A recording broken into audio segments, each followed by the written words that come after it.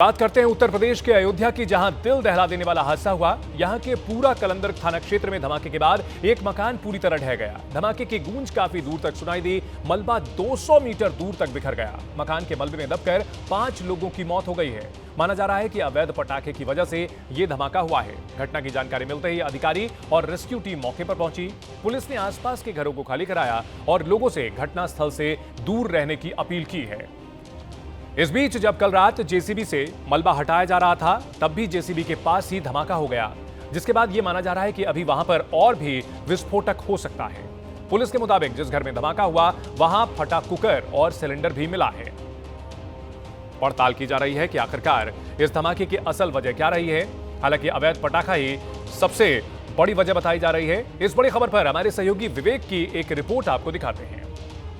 के पूरा कलंदर थाना क्षेत्र के पगलाबारी गांव में कल रात यानी कि गुरुवार की रात लगभग 7 बजे एक ऐसा धमाका हुआ जिसकी गूंज लगभग 1 किलोमीटर तक सुनाई दी और इस हादसे में 5 लोगों की दुखद मृत्यु हो गई है। हमारी मौजूदगी इस वक्त उसी गांव में है और सामने की तस्वीरें अगर आप देखिए तो ये पुलिस की टीमों ने ये पूरी की पूरी जो क्षेत्र है इसको क्राइम सीन बनाते हुए इसको पूरा पैक कर दिया है। सामने की तरफ में ये जो मलबा आपको दिख रहा है इसमें सिर्फ और सिर्फ पिलर इस वक्त घर का आपको दिखाई दे रहा है, बाकी पूरा घर जो है वो मलबे में तब्दील हो गया है और इसी घर के जो परखच्चे हैं वो उड़े हैं। शुरुआती तौर पर पुलिस ने जानकारी में ये बताया है कि किचन में ब्लास्ट होने जैसी तस्वीर निकल के सामने आई है, जिसमें फटे हुए कुकर और सिलेंडर जो है वो बाहर की तरफ में मिले हैं। हालांकि पुलिस की तफ्तीश और जांच जारी है। पीछे की तरफ में जो फायर ब्रिगेड की टीम है वो भी आपको दिखाई दे रही होगी। जेसीबी की टीम मौजूद है। दाहिनी तरफ में बड़ी संख्या में पुलिस और जो प्रशासन की जो टीमें हैं वो मौजूद हैं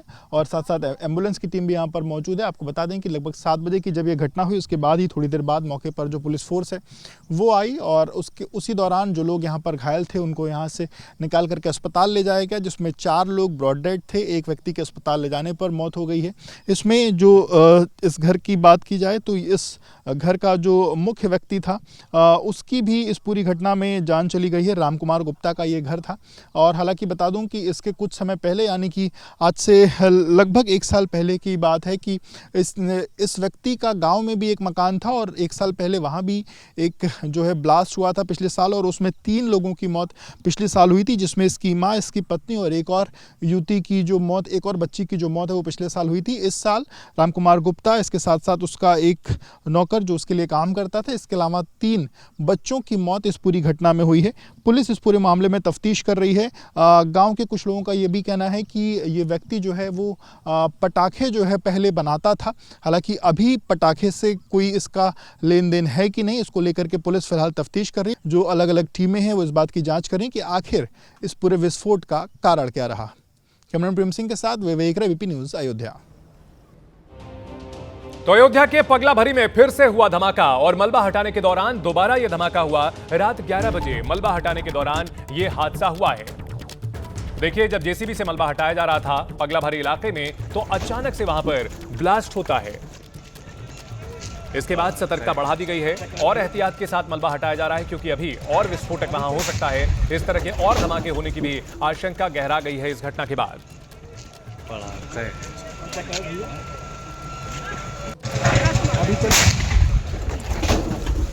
देखिए, जेसीबी से मलबा हटाया जा रहा था और ठीक इसी दौरान अचानक से जेसीबी का जहां पर पंजा लगा था वहां पर जोरदार ब्लास्ट हुआ।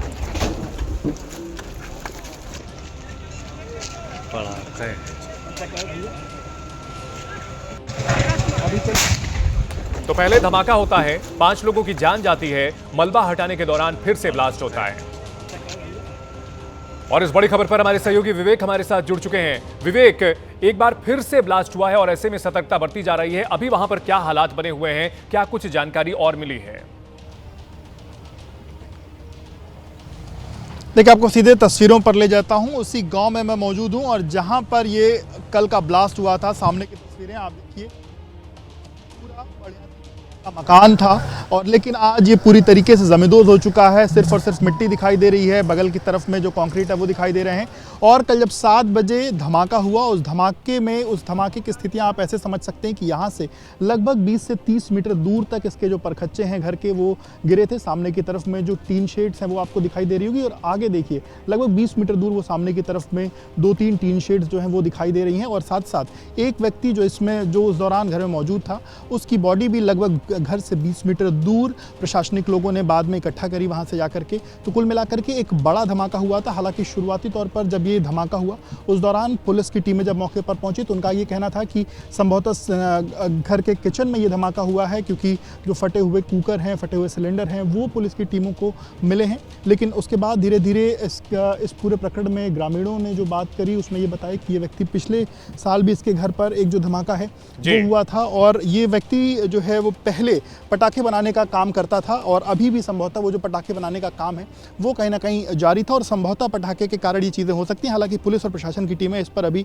कोई पुष्ट जानकारी नहीं दे रही हैं। ये देखिए पीछे अगर इस तरफ की तस्वीरें अगर आपको मैं दिखाऊं, कैमरामैन प्रेम सिंह ये तस्वीरें दिखाएं तो देखिए घर के जो कुकर हैं वो देखिए घर से लगभग 15 मीटर दूर यहाँ पर गिरे हुए हैं। ये कुकर यहाँ पर गिरा हुआ दिखाई दे रहा है। इसके साथ साथ घर के जो बाकी जो बर्तन हैं, तमाम सामान हैं वो सामने की तरफ में फील्ड्स में गिरे हुए हैं, यानी कि एक बड़ा धमाका हुआ था। हालांकि 7 बजे ये घटना हुई, उसके बाद 7:30 पौने 8 तक अलग अलग जो टीमें हैं वो पहुंची और उसके बाद प्रशासन इस बात की तफ्तीश कर रहा था कि क्या यहाँ पर कोई और दबा तो नहीं है या क्या और भी किस तरीके की चीज़ें तो नहीं। उसी दौरान एक जो हमने दिखाई तस्वीर की एक और धमाका जो है वो 11 बजे होता है। फिलहाल विवेक, तो शुरुआती जांच और जो वहां के ग्रामीण हैं उनके बयानों के आधार पर यह साबित हो चुका है कि ये धमाका पटाखों में हुआ था। बात करते हैं बिहार में चुनावी घमासान की, जहां पहले चरण के लिए आज से नामांकन शुरू होने वाला है। वहीं एनडीए और महागठबंधन में सीट बंटवारे पर माथापच्ची का सिलसिला जारी है। एनडीए में बीजेपी की तरफ से धर्मेंद्र प्रधान और नित्यानंद राय लगातार सहयोगी दलों से चर्चा कर रहे हैं। सीट बंटवारे के साथ साथ सियासी समीकरण और चुनावी रणनीति पर मंथन चल रहा है। वहीं दूसरी तरफ महागठबंधन में तेजस्वी को सीएम फेस बनाने पर सहमति बन गई है, ये जानकारी मिल रही है। आज आरजेडी की अहम बैठक है और जल्द सीट बंटवारे का ऐलान हो सकता है।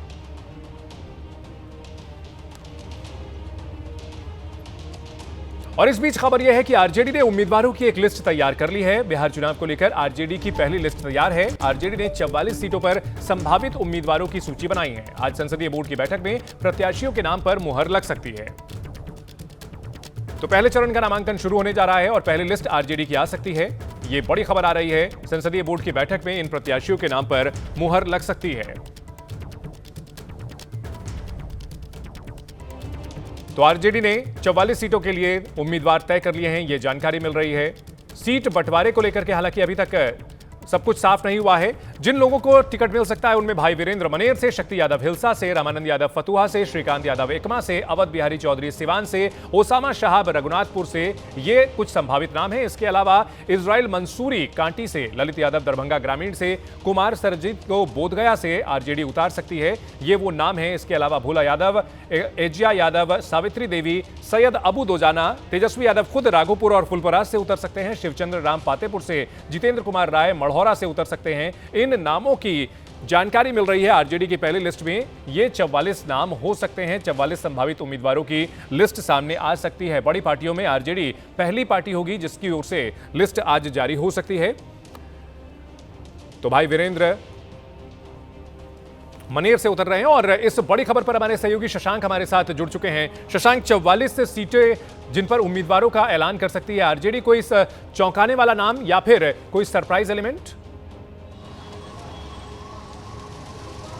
नहीं, देखिए आरजेडी जो है महागठबंधन में 130 या 138 सीटों पर जो है चुनाव लड़ सकती है। महागठबंधन में सीट शेयरिंग को लेकर जो बातचीत है वो अपने अंतिम चरण में है। और आपको बता दें पिछले एक हफ्ते से राजद में उम्मीदवारों के नामों पर जो है वो मंथन हो रहा है। जो हमारे सोर्सेज बता रहे हैं कि 1.5 दर्जन विधायकों का जो है वो टिकट कट सकता है। उनके जगह पे नए चेहरों को जो है वो मौका दिया जा सकता है। एक सूची भी जो है तैयार की गई है जिसमें 44 से 45 नाम हैं। आज जो है लालू प्रसाद यादव ने राबड़ी आवास पर संसदीय दल की बैठक बुलाई है। आज जो है उम्मीदवारों की जो लिस्ट है वो फाइनल कर ली जाएगी और जो हमारे सोर्सेज बता रहे हैं कि कल सुबह तक जो है राजद जो है तमाम सहयोगी दलों के साथ मिलकर सीट शेयरिंग का ऐलान कर सकती है। उसके बाद जो है उम्मीदवारों की सूची जो है वो जारी हो सकती है। कोई सरप्राइज नाम ये सब तो सिवान के रघुनाथपुर से उसामा साहब जो है राजद के प्रत्याशी हो सकते हैं, शहाबुद्दीन के बेटे हैं, और भी कई नए चेहरों को जो है वो मौका मिल सकता है। ठीक है, कई विधायकों का टिकट कट सकता है, ये अहम जानकारी मिल रही है। शशांक, आप हमारे साथ बने रहे। बिहार चुनाव को लेकर एनडीए में सीट शेयरिंग पर सूत्रों से बड़ी खबर आ रही है। बीजेपी और राष्ट्रीय लोक समता पार्टी में सहमति बन गई है। सूत्रों के हवाले से यह बड़ी खबर है। 6 सीटों पर चुनाव लड़ेगी उपेंद्र कुशवाहा की पार्टी। दिनारा, ओबरा, सासाराम, महुआ, बाजपट्टी सीट लगभग फाइनल है। मधुबनी या खजौली में से भी एक सीट उपेंद्र कुशवाहा को मिल सकती है।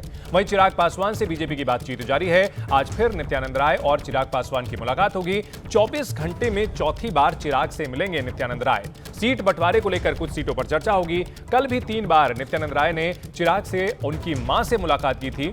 बताया जा रहा है कि चिराग पासवान 36 से लेकर 40 सीटों की मांग पर अड़े हुए हैं। इसके अलावा जीतन राम मांझी से भी सीट बंटवारे पर मंथन जारी है। मांझी भी 15 सीटों की मांग कर रहे हैं। और हमारे सहयोगी पवन गौड़ इस बड़ी खबर पर हमारे साथ जुड़ गए हैं। पवन, मुलाकातों का सिलसिला कल दिन में 3 बार चला, आज चौथी बार मुलाकात होने जा रही है चिराग पासवान की और नित्यानंद राय की, यानी पेच अभी फंसा हुआ है, अभी मामला सुलझा नहीं है। देखिए, जाहिर तौर पर कल जब नित्यानंद राय पहले सुबह चिराग पासवान के आवास पहुंचे तो उन्होंने उनकी मां से मुलाकात की, क्योंकि नित्यानंद राय को जिम्मेदारी दी है बीजेपी ने चिराग पासवान के साथ बातचीत करने की, चर्चा करने की, क्योंकि चिराग पासवान और नित्यानंद राय के पुराने पारिवारिक संबंध रहे हैं। पहले नित्यानंद राय वहां से विधायक हुआ करते थे हाजीपुर से, और उसके बाद वहीं से जो सांसद थे स्वर्गीय रामविलास पासवान, तो पारिवारिक संबंध दोनों का रहा है। तो ऐसे में जिम्मेदारी जब नित्यानंद राय को दी गई तो उन्होंने पहले उनकी मां से मुलाकात की, फिर उसके बाद में दोपहर के तकरीबन वो यहाँ नित्यानंद राय फिर से पहुंचे चिराग पासवान के साथ। तकरीबन 1 घंटे की आसपास की मुलाकात रही। उसके बाद में देर शाम फिर से नित्यानंद राय और धर्मेंद्र प्रधान चिराग पासवान के आवास पहुंचे और तकरीबन आधे घंटे की मुलाकात दोनों ही नेताओं के साथ में चिराग पासवान की हुई। तो ऐसे में सीट जो शेयरिंग का जो फॉर्मूला है चिराग पासवान के साथ में लगातार बैठक चल रही है। आज भी ये सूत्रों के हवाले से खबर आ रही है कि संभवतः चिराग पासवान और नित्यानंद राय की फिर से मुलाकात हो सकती है, चूंकि अभी तक सीट जो शेयरिंग का फॉर्मूला है उस पर एक सहमति नहीं बन पाई है। बिल्कुल, 36 से 40 सीटों पर पवन अड़े हुए हैं यहाँ पर चिराग पासवान और लड़ाई लड़ने का ऐलान भी कर चुके हैं। बहुत शुक्रिया आप दोनों का इस बड़ी खबर पर जुड़ने के लिए। अगली खबर है वैशाली से, जहां सांसद पप्पू यादव पर एफआईआर हुई है। लोगों को नोट बांटने का आरोप है। वैशाली में सांसद पप्पू यादव ने नोट बांटे हैं। बाढ़ प्रभावित लोगों को नोट बांटे हैं। गणियारी गांव में बाढ़ से भारी कटाव हुआ है। 80 परिवारों को 5 लाख रुपए की मदद दी है। बिहार में चुनाव आचार संहिता लागू है और ऐसे में एक राजनेता का नोट बांटने का यह वीडियो सामने आया है। और पप्पू यादव पहले भी नोट बांटते रहे और गर्व से कई मंचों से वो कहते भी रहे हैं कि वो गरीबों को पैसे बांटते हैं, लेकिन आचार संहिता जब लगी हुई है तब नोट बांटना कहीं ना कहीं उनकी मुश्किलें खड़ी कर सकता है।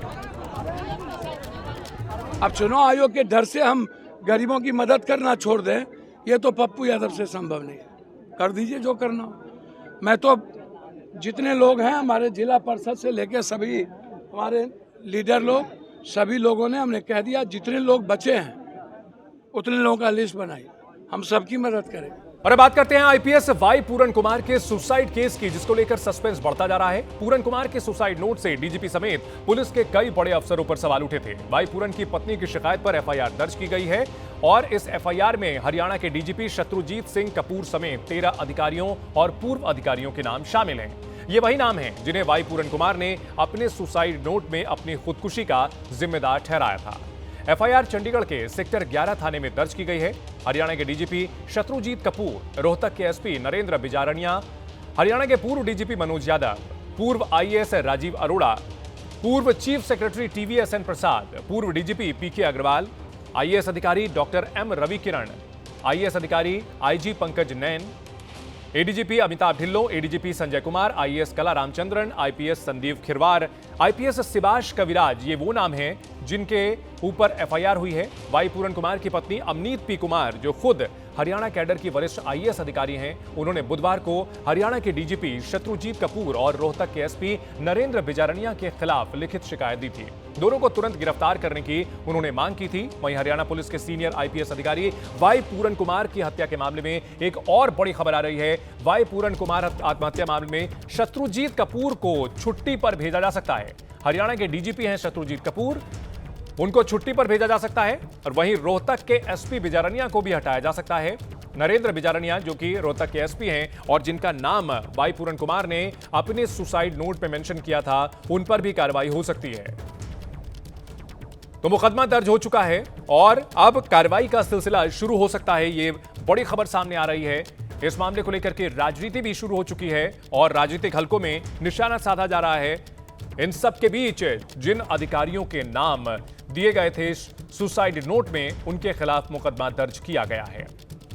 आत्महत्या के लिए उकसाने और SC/ST एक्ट के तहत कार्रवाई की जा रही है और इन सब के बीच हरियाणा के डीजीपी शत्रुजीत कपूर को छुट्टी पर भेजा जा सकता है। नरेंद्र बिजारनिया जो कि रोहतक के SP हैं, उनका भी नाम सुसाइड नोट में था, उन्हें भी हटाया जा सकता है, यह भी जानकारी मिल रही है। एक वरिष्ठ IPS अधिकारी की खुदकुशी के बाद एक के बाद एक नए खुलासे हो रहे थे। वाई पूरन कुमार का जो सुसाइड नोट सामने आया था 8 पन्नों का था और इसमें सिलसिलेवार तरीके से बताया था उन्होंने कि किस तरह से उनके साथ भेदभाव किया गया, उन्हें टॉर्चर किया गया और इसमें उन्होंने बाकायदा अधिकारियों के नाम भी लिखे थे जिन्हें उन्होंने अपनी मौत का जिम्मेदार बताया था। और अमनीत कुमार जो कि उनकी पत्नी हैं, वो वरिष्ठ IAS अधिकारी हैं, उन्होंने बाकायदा लिखित शिकायत दी है। इसके बाद कार्रवाई शुरू हो चुकी है, FIR दर्ज की गई है और अब कार्रवाई हो सकती है। हरियाणा के डीजीपी शत्रुजीत कपूर को छुट्टी पर भेजा जा सकता है। जिन अधिकारियों के नाम उन्होंने लिए थे उनकी लिस्ट हमने बाकायदा आपको बताई है। IPS पूरन कुमार की खुदकुशी के मामले में बाकायदा FIR हो चुकी है और चंडीगढ़ से हमारे सहयोगी सचिन हमारे साथ जुड़ चुके हैं। सचिन, FIR दर्ज हो चुकी है और अब कार्रवाई शुरू हो सकती है, क्या कुछ जानकारी आपके पास? जी बिल्कुल, देखिए इसमें FIR तो दर्ज हो चुकी है। जो परिवार की मांग थी असल में कि FIR दर्ज होनी चाहिए, जिन जिन के नाम जो हैं, जो फाइनल नोट, जो सुसाइड नोट जो है IPS अधिकारी वाई पूरन कुमार ने छोड़ा था, उसके आधार पे ये कार्रवाई हुई है और जो अमनीत P कुमार ने शिकायत दी थी चंडीगढ़ पुलिस में। पर अब सबसे बड़ा सवाल है कि इसमें क्योंकि मामला हरियाणा का है तो हरियाणा सरकार की तरफ से क्या कार्रवाई की जाएगी। पिछले कल हरियाणा के मुख्यमंत्री नायब सिंह सैनी यहाँ पहुँचे थे तो उनकी बातचीत जो है परिवार से हुई है, IAS अमनीत P कुमार से हुई है। तो वहाँ उन्होंने क्या कुछ कहा है जो सामने आया है सूत्रों के हवाले से कि ये हो सकता था कि डायरेक्टर जनरल ऑफ पुलिस जो है उनको जो है छुट्टी पे भेज दिया जा सकता था और साथ ही जो रोहतक के SP हैं उनका या तो ट्रांसफर किया जा सकता था या उनको भी छुट्टी पे भेजा जा सकता था। पर अभी तक कोई कार्रवाई जो है हरियाणा सरकार की तरफ से नहीं हुई। अभी तक कार्रवाई हुई नहीं है। सचिन, हमारे साथ हमारे रोविंग एडिटर जगविंदर पटियाल भी जुड़ चुके हैं। जगविंदर, अगर बात की जाए इस पूरे मामले को लेकर के, पूरे देश का ध्यान इस पर आया है क्योंकि जिनकी मौत हुई, जिन्होंने खुदकुशी की, वो छोटी मोटी कोई हस्ती नहीं थे, एक IPS अधिकारी थे और अब कहीं ना कहीं सरकार पर भी दबाव है कि कार्रवाई करे।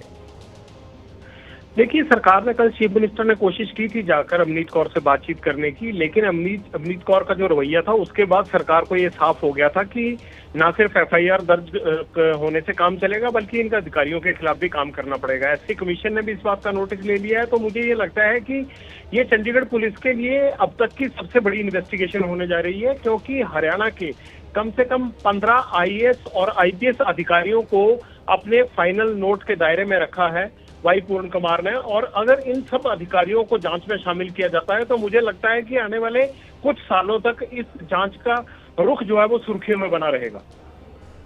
जी बिल्कुल, बहुत शुक्रिया इस पूरी जानकारी के लिए। बढ़ते हैं अगली खबर की ओर। इस खबर से जुड़ी और अपडेट भी सामने आ रही है। IPS की मौत के बाद इस मामले में कई सियासी सवाल उठ रहे हैं। आम आदमी पार्टी के संयोजक अरविंद केजरीवाल ने सवाल उठाते हुए एक्स पर पोस्ट लिखा, हरियाणा के दलित अफसर पूरन कुमार जी को अपनी जाति को लेकर इतना उत्पीड़न झेलना पड़ा कि उन्होंने आत्महत्या कर ली। दोषी लोगों को जल्द से जल्द सख्त से सख्त सजा मिलनी चाहिए। देश के मुख्य न्यायाधीश पर जूता फेंका गया तो इनके ट्रोल सोशल मीडिया पर दलितों को बेइज्जत कर रहे हैं, बाबा साहब अंबेडकर तक को गाली दे रहे हैं। आज भारत को ये लोग कहां ले आए हैं?